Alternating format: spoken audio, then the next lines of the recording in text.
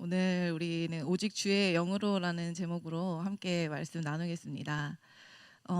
여러분 성경은 역사적 사실을 시간의 흐름에 따라서 기술해 놓은 역사책이 아닙니다. 또 초자연적인 일들을 과학적 어떤 논리에 근거해서 서술해 가고 있는 책도 아닙니다. 하나님의 사람들을 구원해 가시는 구속의 이야기예요. 하나님이 이 세상의 시작과 마지막이 되시고 사람을 사랑하셔서 창조하신 그들이 죄로 인해 그 타락된 상태를 어떻게 다시 하나님의 자녀로 회복시켜 가시고 하나님의 창조 목적을 이루어 가시는지에 대한 하나님의 이야기입니다. 그래서 이 스토리를 통해서 우리에게 하나님이 누구신지, 인간이 누구인지, 인간의 죄의 문제와 구원의 길이 무엇인지를 계시하고 있는 내용이에요. 그리고 하나님을 믿는 자들의 그 믿음과 삶의 기준을 제시하면서 하나님과의 관계 회복으로 초청하고 있는 것이 성경책입니다. 디모데 후서는 4장 15절부터 17절까지는 이렇게 말씀하고 있어요. 또 어려서부터 성경을 알았나니 성경은 능히 너로 하여금 그리스도 예수 안에 있는 믿음으로 말미암아 구원에 이르는 지혜가 있게 하느니라. 모든 성경은 하나님의 감동으로 된 것으로 교훈과 바르게 함과 의로 교육하기에 유익하니 이는 하나님의 사람으로 온전하게 하며 모든 선한 일을 행할 능력을 갖추게 하려 함이라. 구원에 이르게 하는 책이라고 말씀하세요. 여러분 구원은요 건져내다라는 뜻이 있습니다. 건져내다라는 뜻이에요. 우리를 죄로부터 건져내고 또 우리 인생의 온갖 고통과 아픔과 슬픔에서 또 깊은 절망에서부터 건져내시는 것이 또 영원한 죽음에서 생명으로 건져내는 것이 구원입니다. 성경은 바로 인생 위에서 이 구원을 지속적으로 이루어 가시는 길을 우리에게 말씀하고 있다는 것이에요. 그리고 하나님의 사람들을 온전케 세워가는 데 목적이 있다는 것입니다. 여러분 그렇기 때문에요. 세상의 인문 지식이나 어떤 이 세상에서 말하는 과학에 견주어서 비교를 삼을 수 있는 책이 아닙니다. 세상의 사조와 흐름을 따라서 여러분들이 그 어떤 세상에서 말하는 인문학 지식과 과학적인 그런 정보들의 성경을 견주어서 불신의 쓰나미에 휩쓸려 가지 않는 하나님의 사람들 되시기를 축복합니다. 그리고요. 믿음 위에서 말씀 위에서 더욱더 든든히 서가는 작은 예수 되시기를 축복합니다. 오늘도 하나님의 말씀 안에서 우리의 영혼이 믿음으로 더욱 견고해지고 거룩한 결단으로 일어나는 시간이 되기를 소망합니다. 스가랴서는요. 그 느헤미야의 무너진 예루살렘 성벽 재건 전에 기록되어진 책이에요. 그리고 구약에서 이사야서 다음으로 예수 그리스도에 대한 예언을 가장 많이 담고 있는 책입니다. 오늘 본문의 역사적 상황은요. 이제 북이스라엘은 아수르에 의해서 완전히 망하고 남유다도 바벨론에 의해서 망하고 전부 다 포로로 끌려갔다가 하나님의 약속대로 70년 만에 귀환이 일어나게 된 상황이에요. BC 537년 1차 포로 귀환 시기 당시의 내용이에요. 이 당시의 지도자가 오늘 본문에 등장하는 스룹바벨입니다. 오늘 본문은 그 당시의 선지자였던 스가랴에게 하나님께서 환상을 나타내 보이시고 또 그를 통해서 지도자 스룹바벨에게 말씀하시는 내용이에요. 노예에서 이제 포로로 풀려났던 그 직후의 이스라엘은 매우 어려운 상황이었어요. 당시에 대다수의 이스라엘 백성들이 매우 깊은 영적 회의와 불감증에 빠져들고 있었습니다. 하나님을 향한 그들의 어떤 신앙의 열정이 사그라지고 있었고요. 오히려 그들이 멸망하기 전에 예루살렘이 멸망하기 그 이전보다도 더 영적으로나 사회적으로나 심각하게 타락하고 있는 모습들이 서서히 드러나고 있던 상황이에요. 이스라엘 백성들이 노예로부터는 풀려났지만 그들의 나라가 망하고 성전이 무너져 있고 또 황폐해진 땅에서 사람들은 영적으로도 힘을 잃고 신앙의 자리를 지키지 못하고 있었습니다. 모든 것들이 무너진 것 같은 상황 속에서 스룹바벨이 그의 동역자들과 우선적으로 결단한 것은 무너진 성전을 재건하는 것이었어요. 그런데요, 여러분, 이런 상황 속에서 그 성전을 재건하는 일이 순조롭게 진행될 리가 없습니다. 외부적으로는 아주 극심한 반대와 방해가, 또 이제는 그들의 내부 안에서는 낙심과 또 리더들의 좌절 속에서 사람들은 뭐 이 일이 정말 가능한 일일까, 이런 회의감에 빠져 있었던 것이죠. 뭐 정치, 경제, 사회, 문화, 회복해야 될 것들이 이제 줄을 서고 있는 이 상황 속에서 그 어떤 기대를 소망을 하는 것이 맞나 싶을 정도의 몹시 어려운 상황이었다는 거예요. 그런데 여기서 이제 그 스룹바벨과 그 동역자 그 지도자들이 제일 먼저 회복해야 할 것이 성전을 다시 쌓는 것, 예배를 드릴 처소를 다시 쌓아야 한다고 판단했습니다. 그들이 70년 동안 노예 생활을 하면서 깨달은 거예요. 노예 생활 가운데 그들의 삶 가운데 가장 중요한 것이 무엇인지 그들은 그 시간을 지나면서 깨닫게 된 것입니다. 인생 가운데 하나님 없이는 살 수 없다는 것, 그 하나님을 만나고 하나님을 예배하는 것을 절대로 포기할 수 없다는 것을 깨닫게 된 것이에요. 우상 숭배와 또 각자의 뜻에 옳은 바를 따라서 행하는 그 행태로 온 나라가 뒤덮여 있던 그 시간들을 지나면서 깨닫게 된 것입니다. 하나님 우선순위로 돌아가야겠다라고요. 여러분, 예배, 우리가 드리는 예배는요, 종교 의식처럼 보이지만 그 종교 의식에 불과한 것이 아니죠. 예배는 사람이 하는 것이 맞지만 예배 가운데 임하시고 예배를 받으시는 이는 살아계신 하나님이시기 때문입니다. 이 본질 위에서 스룹바벨과 그의 동역자들은 온갖 난장 속에 있으나 예배 처소를 먼저 세우기로 결정을 했다는 거예요. 결코 쉽지 않은 그 난관 속에서 오늘 본문은 하나님의 일이 사람의 힘으로 되지 않고 오직 하나님의 영으로만 되는 것이며 또 이 일을 하나님께서 이루어 가시겠다고 약속하시는 선언입니다. 우리 1절 한번 다시 보겠습니다. 여러분들이 한번 읽어주시겠어요? 시작.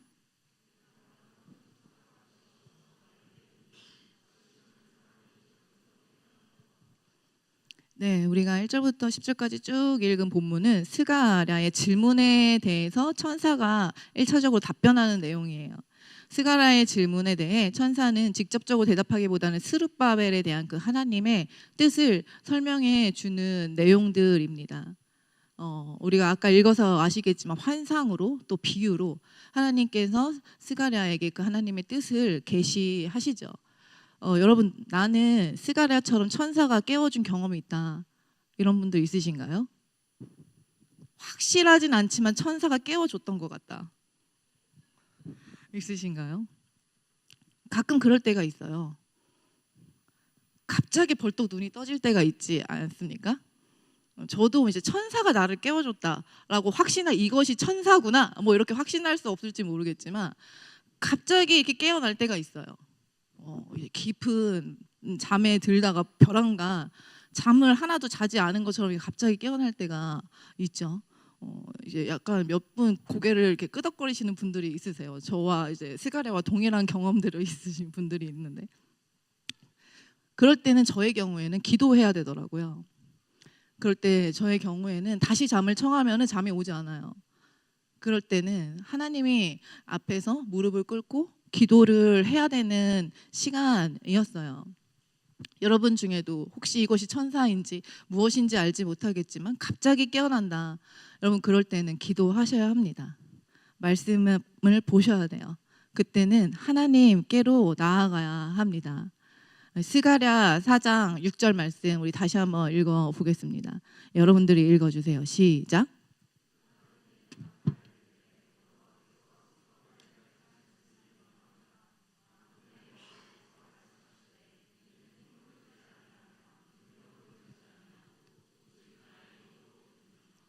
아멘. 성전을 재건하는 일이 인간의 능력이나 세상의 힘으로 되지 않고 오직 하나님의 영으로만 되는 일이라고 말씀하세요. 성전 재건 사업을 사람의 능력이나 세상의 방식과 힘으로 하려는 시도들을 하나님은 애초에 차단하셨어요. 그리고 하나님의 일의 완성이 하나님께만 있다는 것을 선언하십니다. 하나님의 성전이 세워지는 것, 그것은 사람의 힘이 아니고 내 힘이 아니고 또 세상이 말하는 방식이 아니고 오직 하나님으로만, 오직 성령으로만 가능하다는 말씀이에요. 여러분, 당시에요, 그 권력자들에 의해서 도시가 잘 건설되고 운하가 건설됐었어요. 불가사의하다 할 건축물들이 세워지던 시대예요. 그런 어떤 재력과 그런 어떤 재료들이 없어서 성전을 세울 수 없었던 시대가 아니라는 거예요.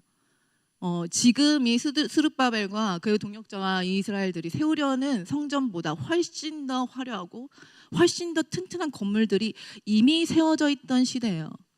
근데 그 시대 속에서 하나님은 너희의 힘으로 불가능하다고 말씀하시는 거예요. 이것은요, 납득하기 어려운 이야기죠. 이 성전보다 이미 더 훌륭한 건물들이 세워져 있는데 그것에 준하지 않는 건물을 세울 건데, 그것에 준하지 않는 성전을 세울 건데 안 된다고 말씀하시는 겁니다. 하나님의 일은 명백하게 사람의 힘이 아니라 하나님만이 이루신다고 말씀하시는 것이에요. 여러분, 성전의 부흥과 재건은 오직 하나님의 영으로만 됩니다. 교회의 회복과 부흥은 오직 하나님의 뜻 안에 있으며 오직 성령으로만 이루어집니다. 아멘. 여러분, 이 이야기가요, 단순히 성전을 세우는 것만을 이야기하는 것이 아니에요. 이 이야기는요, 예배 처소를 짓는 데에는 성령으로만 세울 수 있다는 그 의미에서 그치지 않습니다. 우리 고린도전서 3장 16절 말씀 함께 읽기 원하는데요. 같이 읽겠습니다. 시작. 너희가 하나님의 성전인 것과 하나님의 성령이 너희 안에 계시는 것을 알지 못하느냐. 아멘. 여러분, 성경은요, 우리를 성전 삼으셨다고 말씀하세요. 그러니까 이 스가랴서가 우리에게 말씀하시고 있는 것이 무엇이냐면, 이 건물 이제 외관상 얘기하는 이 성전을 하나님의 영으로만 세워가고, 이 하나님의 사람들이 모인 예배하는 이 처소가 하나님의 영으로만 세워가는 것도 맞는데, 동시에 우리 안에 내주하시는 성령님이 거하셔서 우리 한 사람 한 사람을 성전 삼으셨다는 거예요. 그런데 이 우리의 심령과 우리의 삶 역시도 하나님의 영으로만 세워지고 하나님의 영으로만 이루어진다는 말씀이에요. 교회 성전을, 예배하는 성전을 말하는 것과 동시에 하나님의 자녀들을 향하여 말씀하고 있는 것이라는 거예요. 여러분, 우리의 삶도 이 이스라엘의 무너진 성전을 닮았습니다. 무너진 관계들이 있고요, 포기하고 싶은, 내려놓고 싶은 꿈이 있고요, 또 도무지 해결되지 않을 것 같아 보이는 그 수많은 문제들, 또 마치 이 본문 당시의 성전 재건처럼 내 힘으로는 절대로 안 될 것 같은 벽 앞에서 우리는 자주 서게 되죠. 여러분, 그 가운데서 세상은 뭐라고 이야기합니까? 더 열심히 하라고 해요. 더 잘하라고 합니다. 더 강해져야만 한다고 합니다. 그렇지 않으면 이 경쟁 사회에서 살아남지 못한다고 이야기하죠. 그렇지 않으면 너는 가치가 없다고, 너는 쓸모가 없다고 우리를 다그칩니다.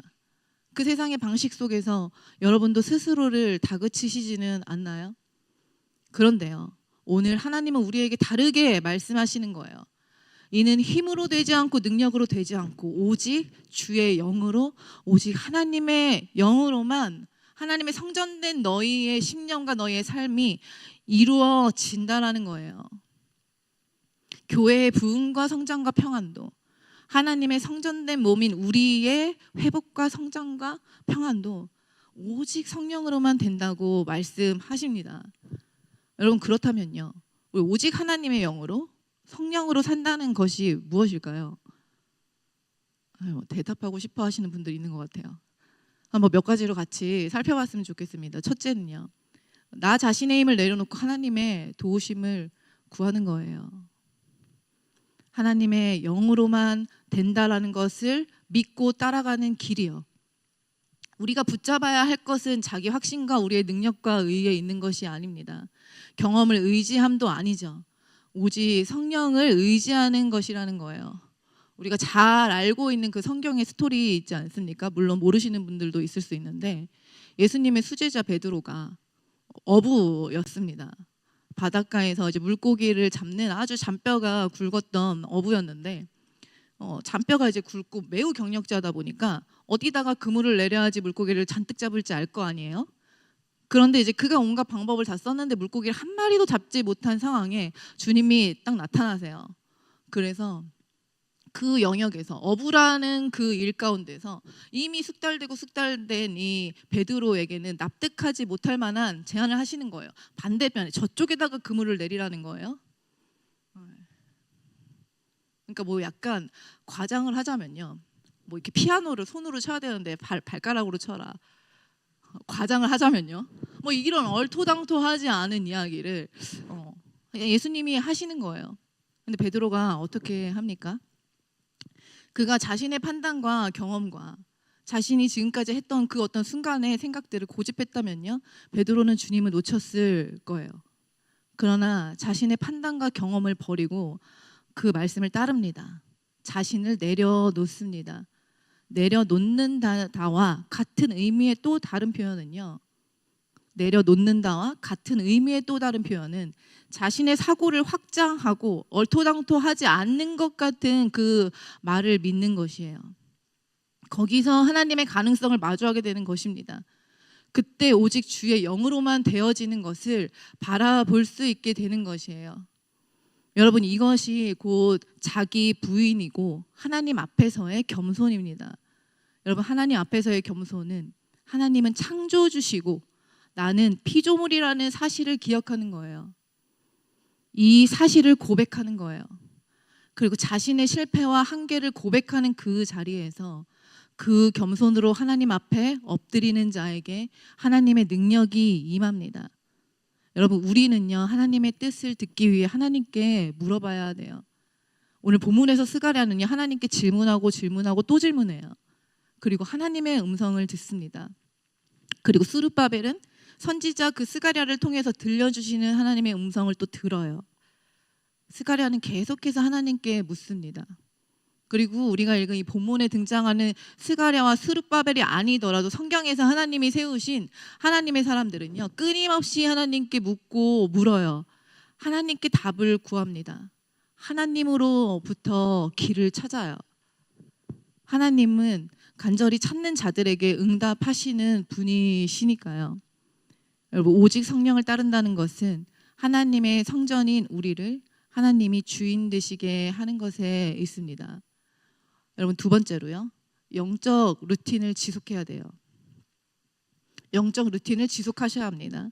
영적 루틴이란 세상의 방식이 아니라 또 내가 원하는 대로 하는 것이 아니라 하나님의 방식을 따라 나아가는 삶의 양식을 말을 해요. 여러분이 일상의 그 루틴을 만들기 위해서 부단히 애쓰시지 않습니까? 공부하는 어떤 학업의 루틴을 만드시는 분들도 있을 거고, 또 운동의 루틴을 만드시는 분들도 있잖아요. 그리고 이렇게 식단의 루틴을 만드시는 분들도 있지 않으신가요? 루틴 안 만드세요? 괜찮아요? 괜찮으실 수 있죠. 우리는 루틴을 만들어요. 그 속에서 또 미래를 준비해 가죠. 그 자기 개발을 위한 여러 영역의 루틴을 세워가고 또 지켜가기 위해서 여러분들 애쓰십니다. 또 그렇게 우리가 애를 쓰는데 이제 그런 것들만 정하지 말고 영적 루틴을 정해야 한다는 거예요. 그것을 지속적으로 실행해 나아가는 것이 필요하다는 겁니다. 이렇게 영적인 애씀이 없이, 우리가 영적 루틴을 나의 일상에 세우고 그것을 지켜나가려는 애씀 없이 하나님의 성전이 우리 자신을 건강하게 세워가기를 바라는 것은 어불성설인 것이죠. 세상의 가치관과 세상의 방식과 전혀 다른 하나님의 나라를 산다고 합니다. 맞으세요? 여러분, 하나님의 나라를 산다고 하시나요? 그러면서 하나님의 나라를 세워간다고 하는데 자꾸 다른 나라의 가치관과 다른 나라의 문화를 기웃거리고 그것을 따르고자 하면은 우리의 영혼이 부대끼는 것은 당연한 일이에요. 성경은 영의 생각은 생명이고 육의 생각은 사망이라고 말씀하세요. 우리가 하나님의 성전으로서 온전히 세워져 가기 위해서는 하나님을 의지해야 합니다. 하나님의 방식을 따라야 해요. 성령의 능력에 맡겨드려야 하는 것이에요. 하나님의 방식을 따르지 않고 구하기만 하는데 그 하나님 나라의 평안과 그 영광과 능력을, 그런데 당신의 궤도가 하나님의 나라 안에 있는지, 당신의 삶의 궤도가 세상 안에 있는지 분간이 되지 않는 그 애매한 어느 선상에서 왔다 갔다 하고 있는데, 그러면서 하나님의 나라가 내 삶 가운데 이루어지기만을 바란다면 되지 않는다는 것이에요. 진짜 믿음은 마음의 중심이, 삶의 행함이 따를 수밖에 없는 것입니다. 교회에서 어떤 중직자로 또 리더로 헌신한다고 하면서요, 그들의 그 자녀들이 학업과 성공을 위해서 6살부터 입시 학원을 보냅니다. 여러분 들어보셨어요? 요즘에 실제로 이런 열풍이 일어나고 있다고 해요. 6살부터 이제는 좋은 대학에 진입을 시키려고, 엘리트의 그 스텝을 밟게 하려고 입시 학원이 있대요. 별로 안 놀라시네요. 남 일이 아니라서 저는 좀 저의 일이기도 해가지고. 그렇죠? 하나님을 믿는다고 하면서요, 거기에 뭐 이제 집사님들이 이제 같이 이렇게 가는 거죠. 부대끼는 겁니다. 영혼이 시들어가는 거예요. 세상은 이렇게 우리에게 경쟁 심리를 계속 부추기죠. 세상은 우리에게 더 강해져야 한다고 말합니다. 세상이 우리에게 더 강해져야 한다고 말하는 요구와 하나님의 사람들이 말하는 강함의 동기와 방향이 달라요. 우리 느헤미야 6장 9절 말씀을 우리 현대인의 성경으로 한번 같이 읽었으면 좋겠습니다. 네, 저랑 같이 읽어보겠습니다. 시작. 나를 위협하며 우리가 지쳐서 더 이상 공사를 진행하지 못할 것이라고 생각했으나 나는 하나님이시여 나를 강하게 하소서 하고 기도하였다. 아멘. 제가 처음에 말씀드렸던 이 스가랴, 이 본문 전에 느헤미야가 그 성벽을 재건했다 라고 말씀드렸는데, 그 당시에 이제 성벽 재건이 스가랴와 같이 연결이 되어져 있는 본문이에요. 이 느헤미야도 역시 스가랴처럼 그 공격을 계속 당했던 그 시간 속에 같이 있었던 거죠.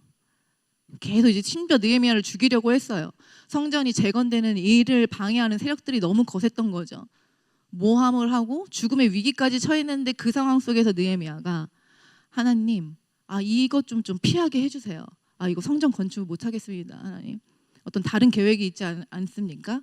라고 물었다거나 이 방해를 그치게 해달라는 기도를 한 게 아니라, 하나님 나를 강하게 해주소서라고, 나를 강하게 해주세요라고 기도했다는 거예요. 여러분, 세상은 치열한 경쟁 구도 속에 더 강해져야만 다른 일을 누르고 올라갈 수 있다는 흐름 안에서 강해져야 한다고 말을 해요. 그러나 하나님의 사람들의 강함의 근거는 오직 하나님이십니다.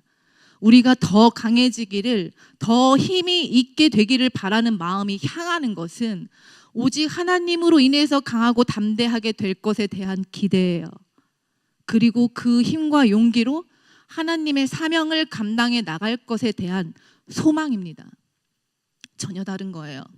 내가 강해져서 힘들지 않고 상처받지 않고 쓰러지지 않고 사람들 앞에서 내가 수치를 당하지 않고 사람들을 이기고 나가서 만족하게 되길 원하는 마음에서 강하게 해달라고 기도하는 것이 아니라요, 하나님의 뜻이 나를 통해 이루어지기를 바라는 마음에서라는 거예요. 하나님이 주신 사명을 온전히 감당하기 원해서 하나님으로 인해 강하게 해달라는 기도인 것입니다. 여러분, 성도에게는 다 사명이 있습니다. 여러분들에게는 다 사명이 있죠. 어떤 사명입니까? 이 땅에서 그리스도인으로서 빛과 소금의 역할을 감당하는 사명이에요. 주 예수 그리스도의 십자가에서 죽기까지 억울함과 수모와 수치를 감당하신 그 하나님 앞에서의 겸손과 온유와 사랑과 헌신과 희생을 따라서 살아가면서 복음을 드러내야 하는 사명이에요. 복음을 전해야 하는 사명이 우리 모두에게 있습니다. 그리고 또 하나님의 몸된 교회를 세워가야 하는 사명이 우리에게 있는 것이에요. 이 사명을 감당하기 위해서 강함을 구하는 것입니다. 여러분, 이 사명을 위해 하나님의 힘으로 일어서기를 갈망하는 이 기도, 주님 나로 강하게 하소서라는 이 느헤미야의 기도가 저와 여러분의 기도가 되기를 소망합니다. 아멘. 네, 다음으로요, 우리 함께 7절 말씀 읽기 원하는데요, 우리 여러분들이 읽어주세요. 7절 말씀 시작.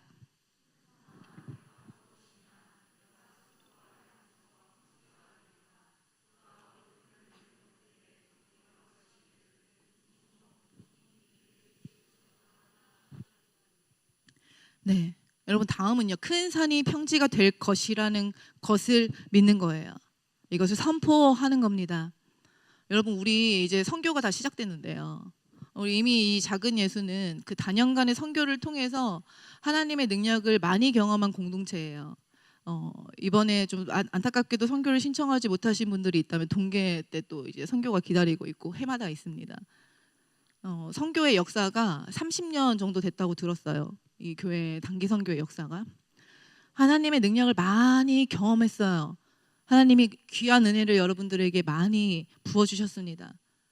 그 선교가요. 한 번의 선교로 그치는 것이 아니에요.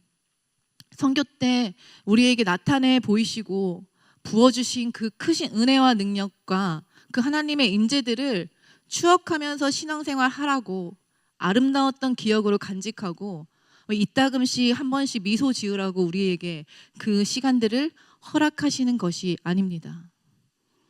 그 하나님의 일하심을 기억하고 붙잡고 현재 눈앞에 닥친 우리의 삶 가운데 수많은 그 과업들을 이 공동체에 우리가 해결해야 될 수많은 과업들 넘지 못할 산처럼 보이는 그 자리들을 하나님의 힘으로 주의 영으로 가능하다라는 그 믿음을 드리며 나갈 수 있도록 부어주시는 은혜예요.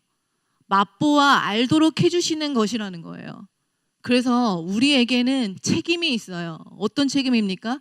주셨던 은혜를 삶의 자리에서 믿음으로 전환해야 되는 책임이요. 하나님께서 우리에게 부어주셨던 은혜와 그 크신 임재들을 여러분들의 심령 가운데서 삶에서 믿음으로 전환하는 것이 필요한 것입니다. 이전보다 더 큰 믿음을 하나님께 드릴 수 있도록 우리의 연약한 믿음을 하나님은 도와주세요. 때를 따라 은혜를 부어주시면서 하나님이 기뻐하실 믿음의 사람으로 우리를 친히 빚어 가시는 것입니다. 10절 말씀 함께 읽어보겠습니다. 10절 말씀 읽겠습니다. 시작. 작은 날에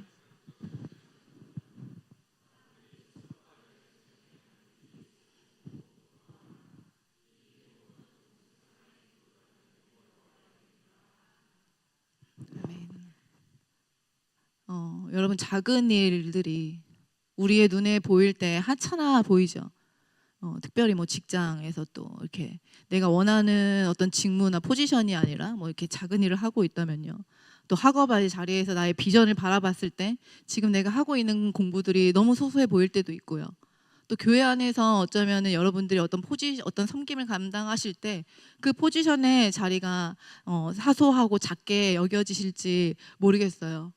뭐 이를테면은 제가 지금 주보 작업을 3년째 이렇게 하고 있는데 뭐 그와 같은 일들이 소소하고 작게 느껴질 수도 있겠죠. 별로 재미가 없으시군요.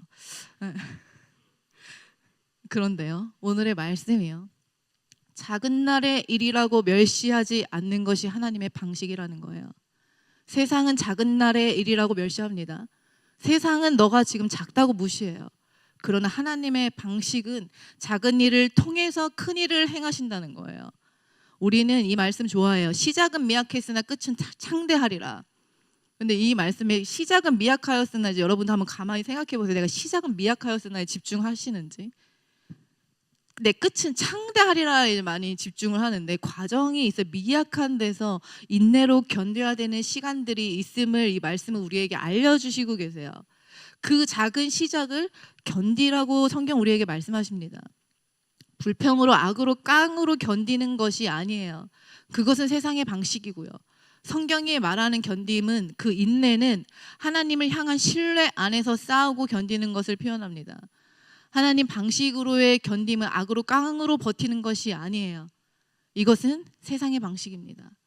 우리는 그 작은 일들을 받아들이고 지금 내가 가고 있는 이 시간이 작아 보이는 이 시간을 받아들임과 동시에 하나님의 계획과 하나님의 일하심을 믿는 거예요. 그러면서 오늘을 하나님과 겸손하게 동행하고 그 자리에서 충성되게 성실하게 나아가는 것입니다. 이런 날들이 쌓이며 견디며 가는 것이에요. 이게 곧 세월을 아끼는 방식이에요.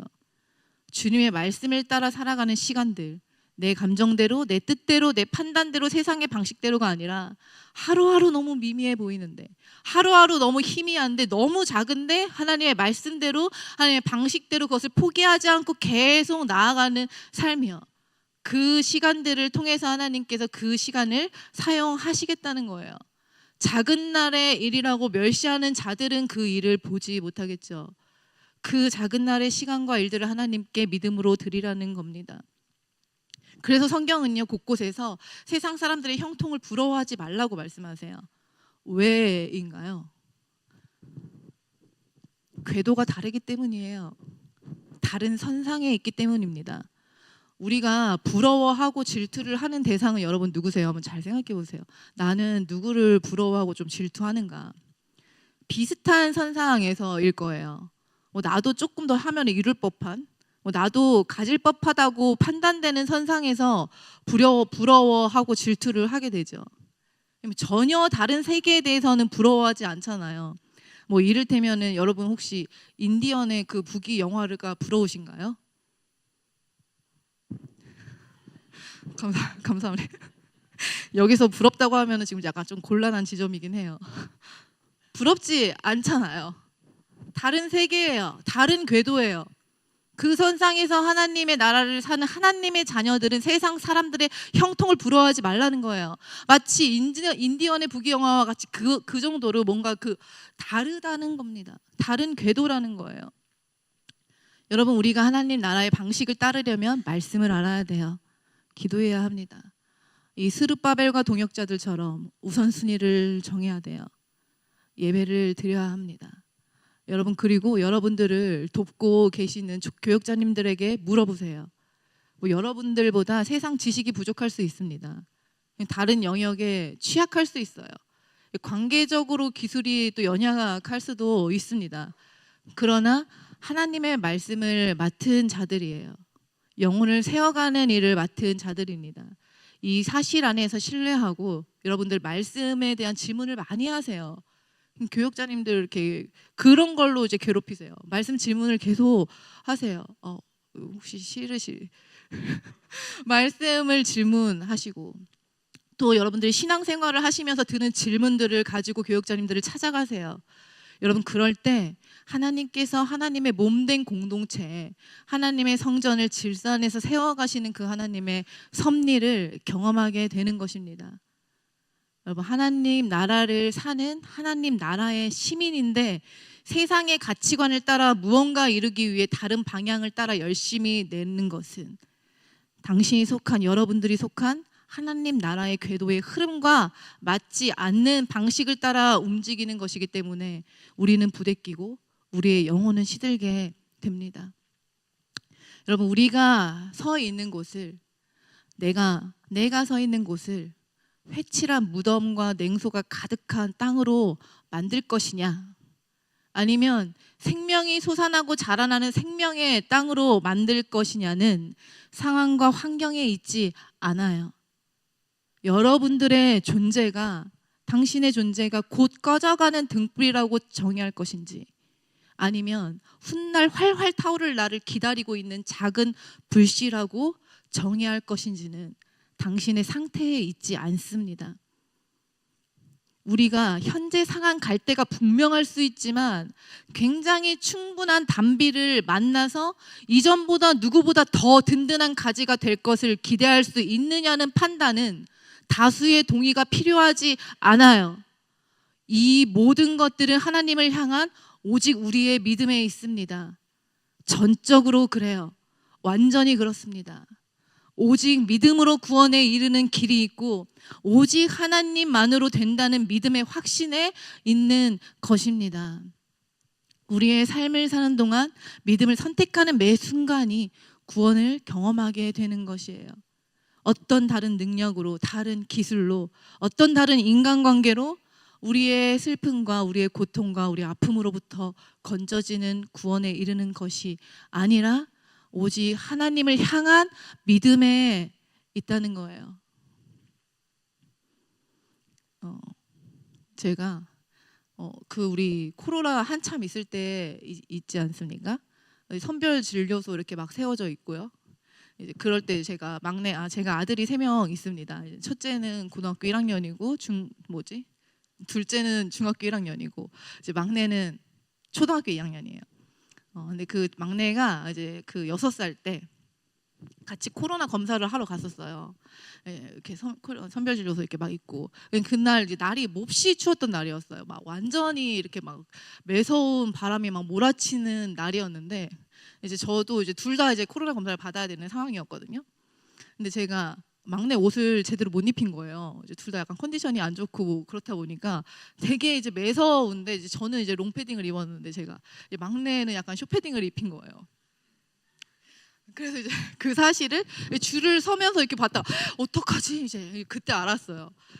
그래서 이제 안절부절을 못 하겠는데 이제 선별진료소가 이제 문을 굉장히 안 열더라고요. 이제 오전에 이렇게 갔는데 뭐 이제 준비를 해야 되고 뭐 이러는지 문을 여는 시간이 계속 이게 딜레이가 되는 거예요.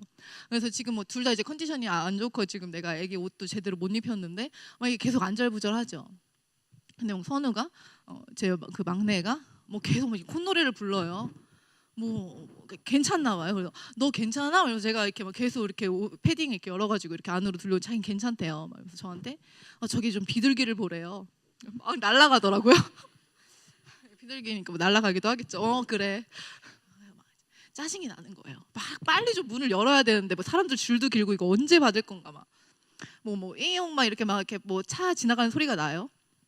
뭐 앰뷸런스였는지 소방차인지 잘 모르겠는데 이제 막내가 엄마 소방차가 지나가 이러더라고요. 그래서 그렇구나. 엄마 막 이제 막 이래요. 그래서 소방차는 아닌 것 같아. 뭐 어디 불이 난 것 같진 않아. 뭐 이렇게 하는데 엄마 내 말 듣고 있어? 막 이러면서 이제 계속 이제는 아이가 신났어요. 그래서 얘는 왜 뭐가 이렇게 신날까? 계속 괜찮더라고요. 그래서 거기 선별 진료소 갈 때까지 아이는 그렇게 계속 신이 나 있었어요. 저는 뭐 이제 내내 이제 마음이 안 좋아요. 막 또 이렇게 코 이렇게 해야 되는데 또 막내가 막 엄청 울 것 같은데 근데 엄청 울지 않더라고요. 엄청 저는 이제 너무 괴로운데 신기했어요. 근데 그 시간들을 제가 막내랑 지나면서 느꼈던 게 뭔지 아십니까?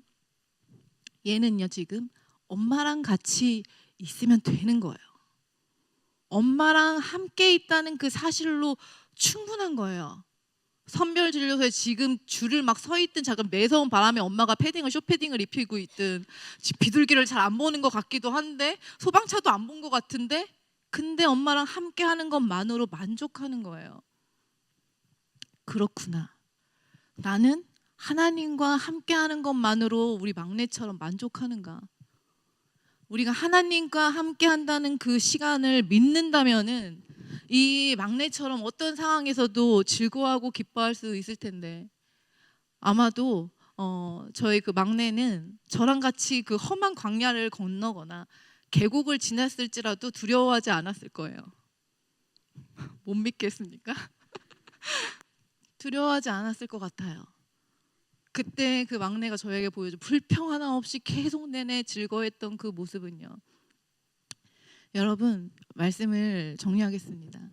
우리를 완성시키시는 분은 우리 유일한 소망이시고 유일한 길이 되시고 유일한 생명 되시는 분은 오직 주님이시라는 거예요. 하나님은 우리를 멀찌감치 두고서 오직 하나님의 영으로만 된다고 말씀하시지 않습니다. 저기 하늘 위에서 우리의 인생들을 내려다 보시면서 오직 하나님의 영으로만 되니까 너는 그냥 나만 구해 나만 바라봐라고 하시지 않으세요. 임마누엘이라고 하시죠. 함께 계신다는 거예요. 옆에서 도와주시겠다는 겁니다. 여러분 오직 하나님께 믿음을 두시는 하나님의 사람들 되시기를 축복합니다. 우리가 해야 할 것은 하나님을 더 의지하는 거예요. 여러분 우리의 육체의 성장은 우리가 육체가 성장하면 인생이 성장할 때 궤도는 점점 독립적이어지죠. 부모를 떠나고요. 스스로 해나가죠. 그러나 우리의 영적인 성장은 하나님의 자녀들의 성장은 하나님을 점점 더 의존하는 거예요. 성장할수록 하나님을 알아갈수록 하나님을 더 의지하는 것에 있습니다. 꺼져가는 등불을 끄지 않으시고 또 상할 갈대를 꺾지 않으시는 분께서 우리의 모든 걸음을 이끄시고 오직 하나님으로만 오직 성령으로만 하나님의 성전된 우리를 온전케 하신다는 이 말씀을 믿음으로 취하시는 저와 여러분 되기를 축복합니다.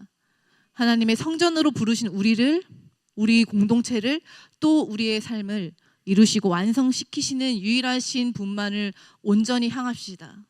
우리 공동체를 세워가실 그 유일한 분께 소망을 둡시다. 주님의 말씀을 청종하는 하나님의 사람들 되시기를 축복합니다. 스룹바벨에게 주신 말씀이 지금 우리에게도 동일하게 주어져요.